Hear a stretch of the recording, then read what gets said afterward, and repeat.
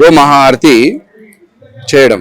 ఈ గోమారతి ఎందుకు చేయాలని అవసరం ఏంటంటే ఈరోజు ఈ ప్రోగ్రాం వల్ల గో రక్షకులు, గో ఆర్గనైజేషన్స్, ఇంకా గో మీద పనిచేసేటోళ్ళు అందరూ కలిసి ఒక ప్రోగ్రాం చేయాలి. అందరూ ఒక వేదిక మీద రావాలి.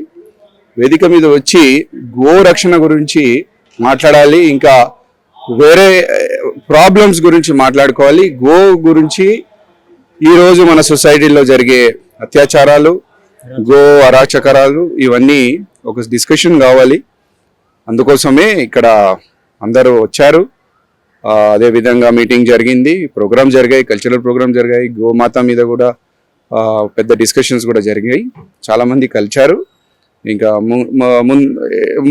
ఫ్యూచర్లో ఎలా మనం ముంగట వెళ్ళి ఏ చర్యలు తీసుకోవాలి, ఎలా మనం గోకి కాపాడాలనే విధానంలో ఈ ప్రోగ్రామ్ అనేది జరుగుతుందండి.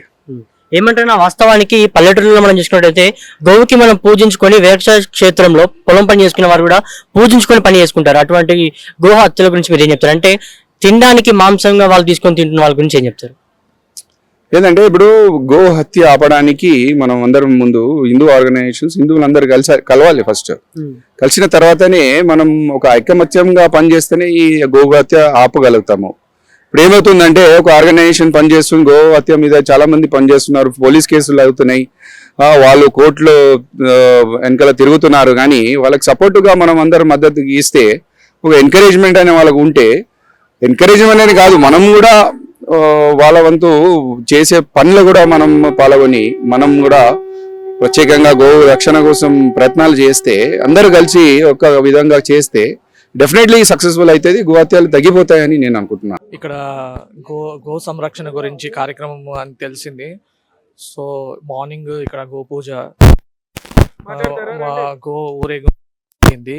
ఇది మన గో సంరక్షణ గురించి చాలా పెద్ద ఎత్తున ఈ కార్యక్రమం జరుగుతుంది.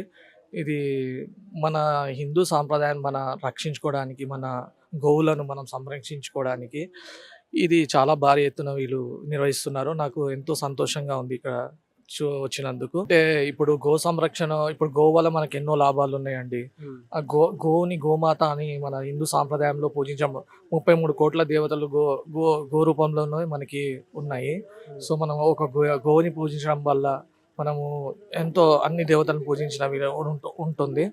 అది మన హిందూ యొక్క సాంప్రదాయానికి గోమాత యొక్క పూజ ఎంతో.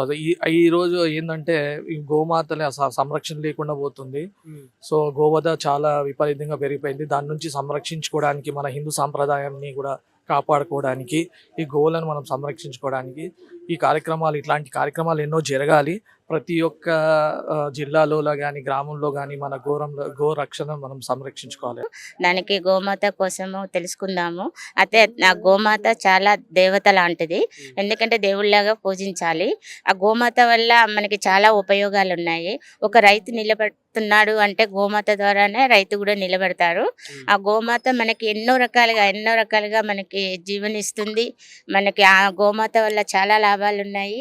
కాబట్టి గోమాతని ఎవరు కొంతమంది చంపి మాంసాహారాన్ని తింటున్నారు. అలా తినకూడదు. అలా తినే వాళ్ళని కూడా ఖండించి వాళ్ళ మీద ప్రత్యేక దీని గురించి ఒక చట్టం తీసుకొస్తే బాగుంటుందని మా అభిప్రాయం. గోమాతని రక్షణ లేదండి. ఎందుకు అంటే ప్రతి ఒక్కరు వచ్చి తీసుకెళ్ళి దాన్ని మాంసాహారం చేసి తినడం జరుగుతుంది. ఆ రక్షణ ఇవ్వాలి అని చెప్పేసి కోరుకుంటున్నామండి. ఎందుకంటే గోమాత చాలా దేవత లాంటిది కాబట్టి ఆమెని మనం పూజించాలి. కాబట్టి దాని రక్షణ లేదు, రక్షణ ఇవ్వాలని చెప్పేసి కోరుకుంటున్నాము. అందరూ ఎక్కడ ఉన్నా కూడా గోమాతని హత్య చేయకుండా మంచిగా కాపాడాలని చెప్పి మేమందరం కోరుకుంటున్నాం. మాకు ఈ గోవుల గురించి, గోవులకు అన్యాయం జరుగుతుంది, ఆ శిక్షణ కావద్దు. మేము రైతులమే, మాకు అంటే మాకు చాలా ఇష్టం. మేము దున్నుకుంటాం, పాలు పిండుకుంటాం. అలాంటి గోవుల్ని వీళ్ళు బాడకావులు కొద్దిగా చంపే ప్లాన్ చేసుకుంటారు, మాసానికి తెగబడ్డారు. ఆ శిక్ష వాళ్ళకు పడాలి. అలాంటి పనులు చేయకూడదు. మా గోవులు ఏందో మంచి కాపాడుకోవాలి. అలాంటి చేయకూడదు. మేము రైతులం, గోవులు ఉంటేనే మాకు ఆ రైతులతోనే, ఆ గోవులతోనే మాకు చాలా హ్యాపీ ఉంటుంది. దాంతోనే మా బతుకు తీరు ఉంటుంది. ఇలాంటి శిక్షలు వాళ్ళు కొత్తానికి ట్రై చేస్తే మేము ఊకోం, మా రైతులు కూడా ఊకోం, మా సంఘం కూడా ఊకోదు. నాగలు దున్నుతాను, పాలు పిండుకుంటాను, తాగుతాను, మంచిగా సాదుకుంటాను. వాటితోనే మేము మా బతుకులు. ఇక నాగలు దున్ని బతాను వాటిని చంపవద్దు. ఏంది అటువంటి మేము గోవుని చంపుకొని తింటా ఉన్నారు? వాటితోనే బతుకుతారు.